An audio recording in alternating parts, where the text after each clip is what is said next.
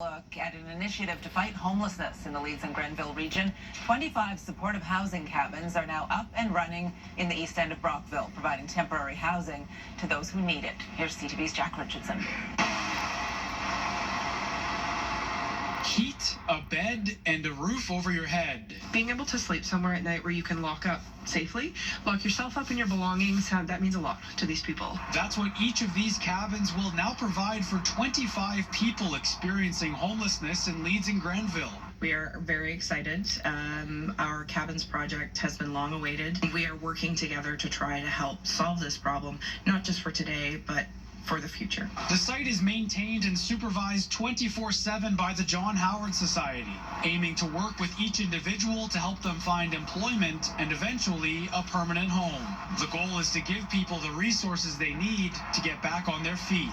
But even though these cabins are meant to be temporary, there isn't a set date for when someone needs to move out. We want to allow them to really sit here, absorb those supports, and just take the time to be housed and comfortable before they move on. There are roughly 130 people experiencing homelessness in Leeds and Grenville, and these cabins are a step towards making that number smaller.